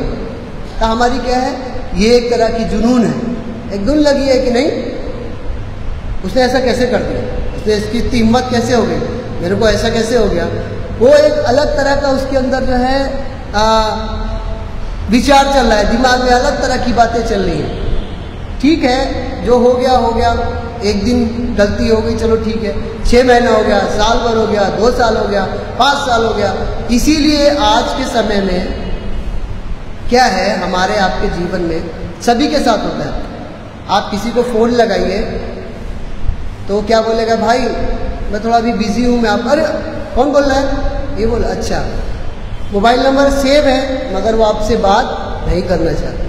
क्या बोलेंगे, मैंने नया फ़ोन खरीदा है भाई, नंबर जो है थोड़ा सा सेव कर लो, ठीक है भाई अभी मैं बिजी हूँ, मैं आपको बाद में बात करता हूँ। फिर वो आपको बात करेगा ही नहीं, वो अपनी धुन में लगा हुआ है। पहले एक समय था जब हमारे लिए, आपके लिए पैसे लगते थे फ़ोन में बात करने के लिए। हम आप क्या करते थे, पैसे खर्चा करके, STD जब होती थी पहले, हम लोग के टाइम, हम सभी के जानते होंगे, जब वहाँ मीटर चल रहा है, जल्दी जल्दी बात करी, खट से रख दिया, ठीक। STD जब बात चल रही है, बूथ होते थे जब। अभी क्या हो गया है, खुदा ने हमको इतना अच्छा मौका दिया है कि हम घंटों, चाहे 2 घंटे, 24 घंटे भी आप बात करिए, तब भी आपका मोबाइल गर्म हो जाएगा, मगर आपकी बातें जो है चाहे आप नहीं ख़त्म कर पाएंगे। मगर क्या हम आप कभी फ़ोन उठाकर अपने दोस्त यार, भाई बहन या किसी भी रिश्तेदार से कभी हालचाल लेते हैं? नहीं लेते। त्यौहार पे व्हाट्सअप कर दिया, फेस्टिवल है, जैसे दिवाली है, तो लोग ज़्यादातर, आप मोबाइल में आप देखिए, आपके मोबाइल में दिवाली के मैसेज भरे होंगे। रेयरली किसी के पास मोबाइल में फ़ोन आएगा कि भाई आपको आज का त्यौहार की मुबारकबाद देनी है। सेम क्रिसमस में भी ऐसी होता है, जब क्रिसमस आता है तो सबके हैप्पी क्रिसमस, बस उंगलियां दबा रहे हैं खाली। खुदा ने हम लोगों को ये दे दिया है, ये बस दबाते रहिए, बस दबाते रहिए। सॉरी, शैतान ने हमको 2 बटन दे दिए हैं, पर दिन भर हम दबाते रहते हैं, ऐसे ऐसे करके टक टक टक टक टक टक, वहाँ मैसेज, वहाँ मैसेज, वहाँ मैसेज, वहाँ मैसेज। मगर इस समय के देखते हुए, जबकि समय बहुत कम है, क्या हम अपने आप से एक दूसरे से रिश्तेदारी या निभा रहे हैं, या अपने विचारों को एक दूसरे से बांट रहे हैं? नहीं। जबकि हमारे पास फ्री सुविधा है, फिर भी हमारे पास टाइम नहीं है। हमें भी मुझे भी कभी कभी लगता है कि जैसे कभी फ़ोन करता हूँ मैं अपने घर लखनऊ में दोस्त यारों को, तो वो लोग, हाँ हेलो कैसे हो, ठीक हो, हाँ यार भाई मैं अभी थोड़ी देर में फ़ोन करता हूँ, ज़रा मैं बिज़ी हूँ। अच्छा ठीक है भाई, और उसका थोड़ी देर होता ही नहीं। क्यों? क्योंकि अपनी धुन में है। उसी प्रकार से खुदा भी हमको फ़ोन लगा रहा है, डेली फ़ोन लगाता है, बेटा आ जा वापस, मत जाओ उस रास्ते पे, मत जाओ उस रास्ते पे। खुदा को बोलते हैं, प्रभु अभी थोड़ा हम बिज़ी हैं, अभी हम आपसे बात करते हैं, रुक जाइए थोड़ा सा। फ़ोन रख दिया, फिर वो फ़ोन करेगा कि बेटा आ जाओ, अभी भी समय है, अभी भी समय, मैंने तुम्हें चुना है, आ जाओ। मगर हम क्या करते हैं, उसका फ़ोन बार बार फ़ोन कर रहा है, पलट के रख दिया, साइलेंट मोड में लगा दिया, खुदा जो है बार बार हमको जगाना चाहता है, बुलाना चाहता है कि आ जाइए, अभी भी समय है, अभी भी समय है। पर हम क्या करते हैं, फ़ोन को साइलेंट मोड में लगा देंगे या उससे बोलेंगे कि मैं अभी बहुत बिजी हूँ। तो जिस तरह से हम और लोग अपने जीवन को चाहें तो बहुत कुछ परिवर्तित कर सकते हैं। यहाँ पे अभी इंजील में पढ़ा गया कि खुदा जो है क्या है, हमको अच्छी से अच्छी उत्तम चीज़ें देता है। मत्ती 7 में पढ़ा गया, हम एक मनुष्य हैं, हम अपने बच्चों को अपने परिवार में, यहाँ पे है कि एक मिनट मैं आपके सामने निकालना चाहूँगा, मत्ती 7, कि हम लोग क्या है कि हम लोगों को खुदा ने अच्छी से अच्छी चीज़ें दी है, बहुत कुछ दिया है, ठीक है, मगर फिर भी हम लोग क्या कर रहे हैं, ना फरमानी करें, ना शुक्रगुजार हैं उसके। ठीक है, यहाँ पर बोलता है कि दोष मत लगाओ कि तुम पर भी दोष ना लगाए, मगर ये तो हम करते नहीं। ये हमारा पहली जिम्मेदारी बनती है कि हम दोष लगाएंगे जरूर। ये हमारी फर्स्ट प्रायोरिटी है लाइफ में कि हम ऐसे करेंगे, मगर ये नहीं पता कि 3 उंगली एक उठा दी, उसके ऊपर दोष लगा दिया, और ये 3 उंगली जो है वो हमारे पे आ गई। इसीलिए यहाँ पे कह रहा है कि दोष मत लगाओ कि तुम पर भी दोष लगाया जाए, क्योंकि जिस प्रकार से तुम दोष लगाते हो, हम तो दूसरे पे दोष लगा दिए कि हाँ वो ऐसा है, वैसा वैसा, मगर क्या हमें ये पता है कि जो और लोग हैं वो लोग हम पे दोष नहीं लगा रहे, वो भी हम पे दोष लगा रहे। हमें बड़ा अच्छा लगता है दूसरे पे दोष लगाना, बहुत मजा आता है उसके बारे में जो है बुराई करना, उसके बारे में ऐसा कहना, उसके बारे में तरह तरह की बातें करने में हमें बड़ा इंटरेस्ट लगता है, बहुत अच्छा लगता है। कुछ कुछ ऐसे लोग हैं कि दिन भर सारी इन्फॉर्मेशन कलेक्ट कर लेंगे, फिर उसको जो है अपने तरीके से बताएंगे। उसमें सच्चाई क्या है सुनने वाले को उसका उससे मतलब नहीं है। जो सुन रहा है उसको ये नहीं पता कि ये क्या बोल रहा है, क्योंकि वो उसका मित्र है, उसको लग रहा है जो बोल रहा है सही बोल रहा हो, दोष लगा रहा है तो सही लगा रहा होगा, इसका मतलब हाँ ऐसा है, अरे हाँ ऐसा है। क्या है कि हम दोष पे दोष लगाते हैं। ये हमारी आज के समय में प्राथमिकता बन गई है, फर्स्ट प्रायोरिटी हो गई कि दूसरे पे दोष लगाना। खुद को नहीं देख रहे हैं, दूसरे पे दोष लगा रहे हैं। उसी पर तुम पर भी दोष लगाया जाएगा। जिस नाप से तुम नापते हो उसी नाप से तुम्हारे लिए भी नापा जाएगा। ये बात हकीकत है कि जो हम कार्य कर रहे हैं, अगर हमने किसी के प्रति कुछ गलत किया है, उस व्यक्ति को नहीं पता है, मगर खुदा को तो पता है, वो देख रहा है। हम चाहे पाताल लोक में भी चले जाएं, फिर भी जो है वो वहाँ भी हमको देख रहा है कि इसने जो ऐसा किया है। खुदा माफ कर देगा कि ठीक है जाने दो, मगर अगर हम वही चीज़ बार बार करते रहेंगे तो हमारे लिए क्या होगा कि जिस नाप से हम नापते, मतलब हम नाप रहे हैं, उसी नाप से हमारे लिए भी नापा जाएगा। जो हमारा जो मेजरमेंट है, जो अच्छाई और बुराई का जो पैमाना है, उसी पैमाने से हमको भी नापा जाएगा। खुदा के दरबार में, उसके द्वार में सबके लिए एक समान जगह है। अब हमें ये देखना है कि हम कितनी अच्छाइयों के मार्ग पे चलते हैं और कितनी बुराइयों के मार्ग पे चल रहे हैं, ये हमें देखना होगा। क्योंकि उसने हमको जीवन दिया है, उसने हमको दिमाग दिया है, बुद्धि दी है, अकल दी है। अगर अकल नहीं होती तो हम शायद समाज में ना होते, हम कहीं और बैठे होते, जानवरों के साथ होते। मगर उसने क्या किया, हमको चुन के इंसान की तरह एक अकल दी, बुद्धि दी, और हमें जीवन में नापने का पैमाना दिया। तू क्यों अपने भाई की आंख के तिनके को देखता है, वही दोष लगाना, और अपनी आंख का लट्ठा तुझे नहीं सूझता। जब तेरी ही आंख में लट्ठा है तो तू अपने भाई से कैसे कह सकता है, ला मैं तेरी आंख से तिनका निकाल दूं। मेरी आंख में खुद क्या है, सबसे बड़ा तिनका तो मेरी आंख में है, तो मैं दूसरे से क्या कहूँगा। सबसे ज़्यादा तो दूरी मैंने खुदा से बना रखी है, खुदा को दूर करके रखा हुआ है। मैं अपनी धुन में हूँ, अपनी दुनियावी चीज़ों में हूँ, और मैं दूसरे की आंख का लट्ठा निकाल दूंगा। तो कैसे संभव है कि जब मेरी आंख में जिनका लगा हुआ है तो मैं कैसे देखकर दूसरे की आंख का लट्ठा निकाल दूंगा। तो मुझे तो पहले अपने आप को देखना होगा कि मैं जो हूँ किस मार्ग में जा रहा हूँ, कौन सा मार्ग मुझे जो है खुदा के साथ लेके जाएगा, और कौन सा मार्ग जो है मुझे शैतान के रास्ते पे लेके जाएगा। हमें बहुत अच्छा लगता है शैतान के रास्ते पे चलना, बहुत पसंद आता है। क्यों? क्योंकि वहाँ पे बहुत प्रेजेंट में बहुत इंजॉय करते हैं। भविष्य का नहीं सोचते हैं। शैतान हमको जो प्रेजेंट में, जो आज के समय में, वो सारी लालसाओं में बिजी रखता है। तो हमें बड़ा अच्छा लगता है, बहुत इंजॉय करते हैं हम उसका। और आने वाले भविष्य का जो खुदा ने जो हमारे लिए जो चुना है, उसके लिए हम कभी नहीं सोचते, उसके लिए हम नहीं सोचते। और हमेशा हम दूसरे में दोष लगाते रहते हैं कि ऐसा ऐसा ऐसा, दूसरे की आँख का लट्ठा जो है हम जो है कोशिश करते निकालने की, जबकि हमारे अंदर दोष है। हमारे अंदर जो है क्या है, मेरी आँख में लट्ठा है।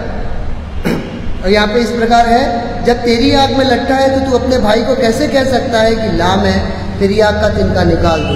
हे कपटी, पहले अपनी आँख का लट्ठा निकाल ले। यहाँ पे लिखा है कि हे कपटी, पहले तू अपनी आँख का लट्ठा तो निकाल ले। क्यों कपटी बोल रहा है? कपटी इसलिए कह रहा है क्योंकि जब मेरी आँख में तिनका है, और यानी कि मेरे ही अंदर जब जो है दोष है, और जो मेरे ही अंदर तरह तरह की गलत धारणा है, दूसरे के प्रति घृणा है, तो मैं कैसे कह सकता हूँ कि मैं किसी और तीसरे आदमी को उसके आँख का लट्ठा, यानी कि उसको मैं बचा लूँगा। पहले तो मुझे अपने आप को बचाना होगा, अपने जीवन को बचाना होगा। निकाल, हे कपटी, पहले अपनी आँख में से लट्ठा निकाल ले, तब तू अपने भाई की आँख का तिनका भली भांति देखकर निकाल सकेगा। पवित्र वस्तु कुत्तों को ना दो, और अपने मोती सुअरों के आगे मत डालो। ऐसा ना हो कि वे तुम्हें पांव तले रौंद दे और पलटकर तुमको फाड़ डाले। ये हमारे जीवन में बहुत होता है। हमारी जो प्रार्थनाएं हैं, जो हम प्रार्थना करते हैं, वो हम क्या करते हैं, बहुत दुविधा वाली प्रार्थना करते हैं कि खुदा देगा कि नहीं देगा, देगा कि नहीं देगा।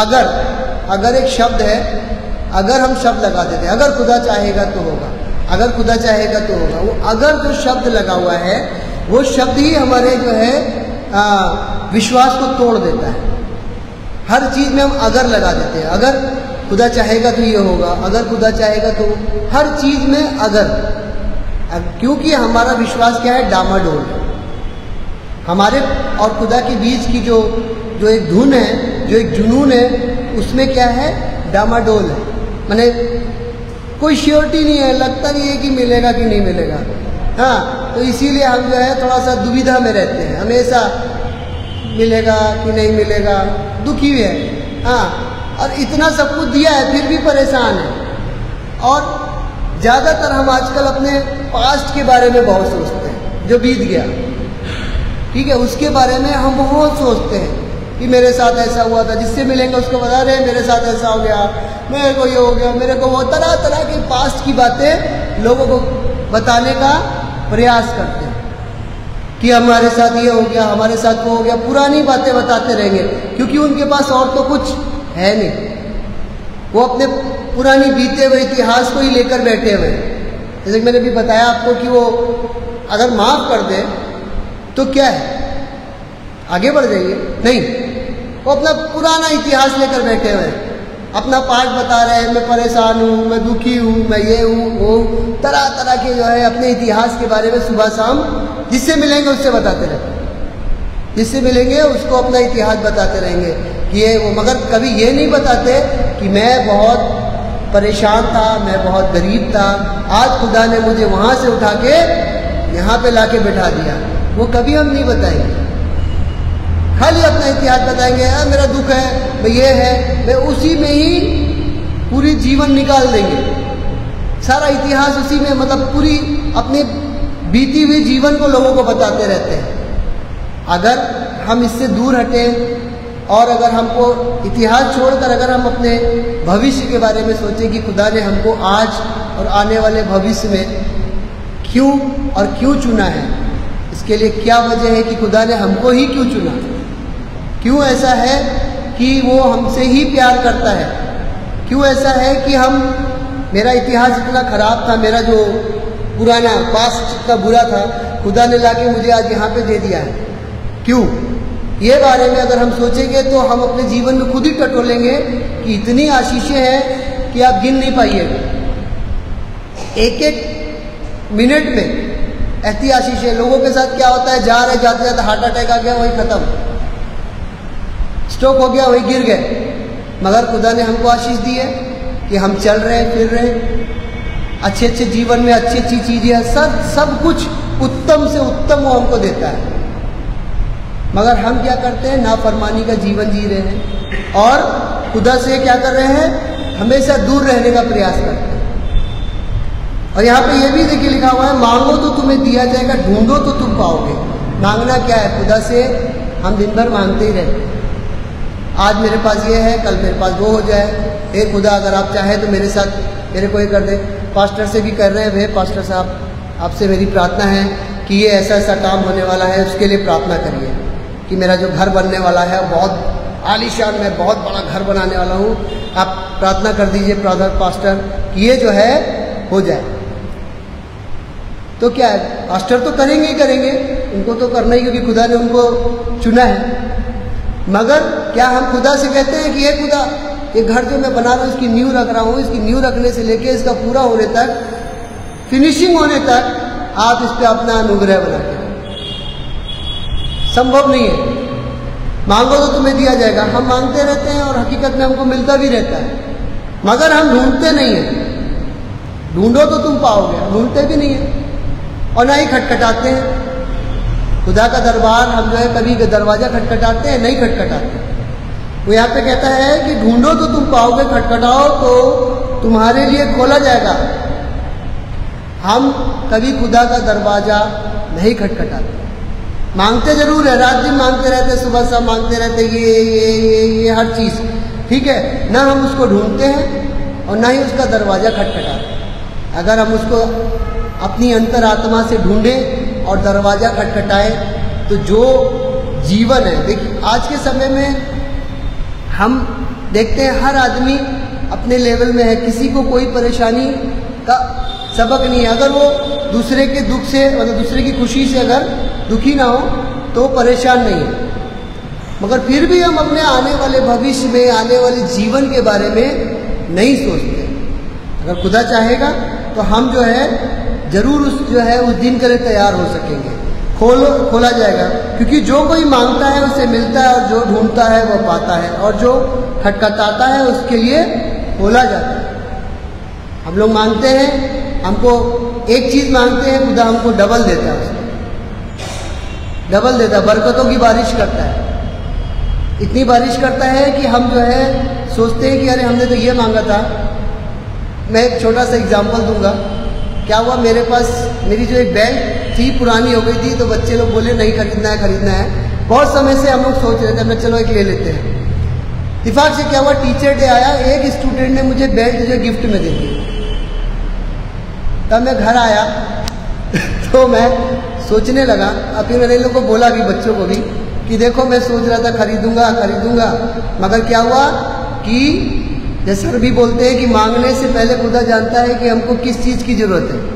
उसने क्या किया, एक छोटा सा मुझे जो है गिफ्ट के रूप में बेल्ट दे दी, तो मुझे खरीदना नहीं पड़ा। तो इसी तरह से हमारे सबके साथ भी है कि हम जब मांगते हैं तो मिलता है, और इतना मिलता है कि हम रख नहीं पाते। आशीषें आती हैं और आती चली जाती है, मगर जब होंगी जब हम खुदा की धुन में लगे रहेंगे, उसके करीब जाएंगे, उसको प्यार करेंगे, उसके लिए अपने मन को खोलेंगे, अपने हृदय को खोलेंगे, उसके प्रति अपने प्यार को जाहिर करेंगे, तभी जो है वो क्या करेगा, हमको भी और करीब लाएगा। और यहाँ पर यह भी है कि यहाँ पे लिखा है, तुम में से ऐसा कौन है, हम में से ऐसा कौन सा मनुष्य है जिसका पुत्र अगर रोटी मांगे। हम लोग क्या करते हैं, अच्छे से अच्छी चीज़ देते हैं अपने बच्चों को, कि ये भी दे दे, वो भी दे दे, ये भी, उसके लिए हमको चाहे जो करना पड़े, कोशिश करते हैं कि उसके लिए हमको चाहे मेहनत मजदूरी करनी पड़े, चाहे जहाँ से भी करें, हम अपने बच्चों को अच्छे से अच्छा देने का प्रयास करते हैं। पुत्र उससे रोटी मांगे तो उसे पत्थर दे, और मछली मांगे तो उसे सांप दे। अंत जब तुम बुरे होकर अपने बच्चों को अच्छी वस्तुएं दे सकते हो, तो तुम्हारा स्वर्गीय पिता अपने मांगने वालों को अच्छी वस्तुएं क्यों ना देगा। वो जब ही देगा जब हमारे आपके अंदर एक जुनून होगा, एक धुन होगी खुदा को पाने की, उसको अपने करीब लाने की, उसके ऊपर विश्वास करने की। हम विश्वासी हैं, इसमें कोई शक की बात नहीं। विश्वासी हैं, इसीलिए आज इस भवन में बैठे हैं। अगर हम विश्वासी नहीं होते तो शायद हम इस भवन में नहीं होते। हम सब बहुत ज़्यादा विश्वासी हैं, उसमें कोई शक की बात नहीं है, मगर हमको अपने जीवन को चेक करना है, हमको अपने आप को जांचना है, परखना है कि क्या हमारा जो विश्वास है, हमारी जो धुन है, वो खुदा के प्रति है या उन सांसारिक चीज़ों के प्रति है। हमको ये सोचना है, हमको ये समझना है कि हमने जो अपना जीवन जी रहे हैं या गुजार रहे हैं, उसमें हमारी और खुदा के प्रति कितनी दूरी है। क्योंकि ये जो दूरी है डे बाय डे, रोज़ बर्रा रोज़ बढ़ती जाती है। खुदा हमारे को करीब लाता है मगर हम उससे दूर भागते हैं। उसने हमको सारी चीज़ें फ्री सुविधा दी है, फ्री फ़ोन करने का मौका दिया है। वो फ़ोन लगाता रहता है, हम लोग क्या करते हैं, दिखाते रहते हैं हम बिज़ी हैं, बिज़ी हैं, बिज़ी हैं, बिज़ी हैं। हर सैटरडे और फ्राइडे को, ऐसे तो डेली सैटरडे फ्राइडे को हम लोग की शाम को जो मीटिंग होती है उसका मैसेज आ जाता है। मोबाइल में खोलते हैं, देखते हैं, पढ़ते हैं, आज का स्पीकर कौन है, सब कुछ देखते हैं, एवरीथिंग हम लोग देखते हैं। मगर जब 6 बजे का टाइम आता है तो फ़ोन को वाइब्रेशन मोड में लगा के रख देते हैं, या उस समय हम किसी दूसरे काम में बिजी हो जाते हैं, दूसरी जगह में व्यस्त हो जाते हैं। खुदा हमको बोल रहा है, ये मैसेज आ रहा है, इसका मतलब ही यही है कि खुदा ने हमको इनवाइट किया है, उसने हमको बुलाया है कि 6 बजे आप आइए और आके एक साथ मिलिए और देखिए वहाँ पर आशीषें आपको मिलेंगी। जिन लोगों के लिए प्रार्थनाएं होती हैं, जो लोग बीमार होते हैं खास करके, उनके लिए जब प्रार्थनाएं होती हैं तो उनको चंगाई भी मिलती है। मेरे साथ भी हुआ, मेरे लड़के की तबीयत खराब थी, उसको डेंगू हुआ था, सर से मैंने रिक्वेस्ट किया तो प्रार्थना हुई, विद इन 2-3 डेज में ही वो जो है ठीक हो गया। 3 दिन के अंदर ही वो जो है ठीक हो गया। क्यों? क्योंकि सबने मिलकर प्रार्थना करी। हमें प्रार्थनाओं की बहुत ज़रूरत है। आज हमारे जीवन में प्रार्थना ही एक ऐसा माध्यम है जिसके द्वारा हम अपने जीवन में जो हमारे ऊपर जो बोझ लगा हुआ है उसको हल्का कर सकते हैं, और प्रार्थना के द्वारा ही हम अपने जीवन में उद्धार पा सकते हैं। क्योंकि प्रार्थना ही एक ऐसा माध्यम है, एक ऐसा जरिया है जिससे हम खुदा के और करीब आ सकते हैं, और खुदा से हम जो है अपनी बातों को रख सकते हैं, अपनी बातों को कह सकते हैं। बहुत से ऐसे लोग हैं जिनके अंदर तरह तरह की परेशानियां, उनके दिमाग में तरह तरह की टेंशन चल रही है, दुनियावी चीज़ों में वो खोए हुए हैं, उनको प्रार्थना की ज़रूरत है, मगर उनको कोई प्रार्थना करने के लिए बताने वाला नहीं है। हमारे पास इतना अच्छा अवसर मिला है कि हर संडे को हमारे पास मैसेज आता है कि आप आ जाइए, खुदा ने आपको इनवाइट किया है, आप आइए और आके खुदा के सरमन को सुनिए, समझिए कि वो आपसे क्या कहना चाहता है। अपनी प्रार्थनाओं को रखिए। अगर आपका कोई दोस्त, यार, भाई, बंधु अगर बीमार है, उसके लिए आप अपनी प्रार्थनाओं को रखिए, उस प्रार्थना को बताइए कि इसके लिए प्रार्थना की जाए, तो वो उसको चंगाई मिलेगी। आशीषों की मतलब कोई लिमिट नहीं है। आशीषें हर तरह से आती हैं हमारे जीवन में और आती रहेंगी। अगर हम चाहे खुदा से दूर भी भागते रहेंगे, मगर वो हमको पकड़ पकड़ के आशीषें देता रहे कि शायद हमारा जीवन में परिवर्तन आ जाए, अब हम उसके करीब आ जाएं, अब उसकी प्रार्थना में लग जाए, अब उसको ग्रहण कर ले, शायद आज हो जाए। वो हमको क्या करता है, हर पल में जो है आशीषें देता रहता है, देता रहता है, देता रहता है, और हम क्या करते हैं, आशीषों को लेकर उसका शुक्रिया भी नहीं करते। शुक्रिया करने का यही है कि अगर हम अपने लिए अपने अकेले तो प्रार्थना सब लोग करते हैं, पारिवारिक प्रार्थनाएं होती हैं, मगर अगर हम अपनी आशीषों को दूसरे के बीच में बताएंगे तो उसका एक अलग ही वो है। हमारे द्वारा लोगों को पता लगेगा कि हाँ, खुदा कितना महान है, कितना ताकतवर है। आइए हम प्रार्थना करें। धन्यवाद, धन्यवाद मेरे प्रभु यीशु मसीह, इस समय के लिए पिता परमेश्वर, और हर पल के लिए खुदा यीशु मसीह जो आपने हम सबको दिया। हमारे जीवन में पिता परमेश्वर इतनी आशीषें हैं कि शायद हम गिनना भी बैठ जाए कैलकुलेटर लेकर, तब भी हम गिनना पे पिता परमेश्वर, क्योंकि हर पल जिंदगी के एक हर क्षण में पिता परमेश्वर आपकी आशीषों से हमें पिता परमेश्वर घेर के रखा है। आपकी आशीषों ने हमको दिन बाई दिन पिता परमेश्वर आगे बढ़ाया। हमारा शरीर का एक एक रोआ पिता परमेश्वर आपके आशीषों से भरा हुआ है पिता परमेश्वर। खुदावंद यीशु मसीह आपसे प्रार्थना करता हूँ कि होने दे कि पिता परमेश्वर जो हमारे अंदर एक धुन है पिता परमेश्वर सांसारिक चीज़ों की, उसको छोड़ के पिता परमेश्वर हम आपके प्रति आपके धुन में लगे रहे खुदावंद यीशु मसीह, और हम आपको और करीबी से जाने और एहसास करें पिता परमेश्वर आपकी आशीषों का और आपके अनुग्रह का पिता परमेश्वर। सबको आपके हाथ पे देता हूँ, आपके नाम से मांगता हूँ, आमीन। परमेश्वर को धन्यवाद हो आज की इस प्रार्थना सभा के लिए और खासतौर से उसका कलाम के लिए, जो कि बहुत ही प्रैक्टिकल सर्मन था और it's an eye opener for all of us. और उम्मीद करते हैं कि आज हम केवल सुनने वाले नहीं बल्कि इस कलाम को मानने वाले और उसमें अमल करने वाले होंगे, ताकि हम परमेश्वर की हिदायत को जान के अपने जीवन को उसी की राहों में चलाने का हम आज से ये फायदा करेंगे। हम खुदावंद को सर्वप्रथम करेंगे और आशीर्वाद ग्रहण करेंगे। हमारे खुदावंद यीशु मसीह का फजल खुदावंद की मोहब्बत और उनके पास की मुबारकत और शराफत हम सब ईमानदारों के साथ खासतौर से सेंट्रल मेडिकल चर्च हिंदुस्तानी की जितनी भी बेटी है, जितने भी बेटे हैं और परमेश्वर की पूरी इच्छा मंडली के साथ अब से लेकर उसके दोबारा आने तक यूं ही बरकरार है। आमीन।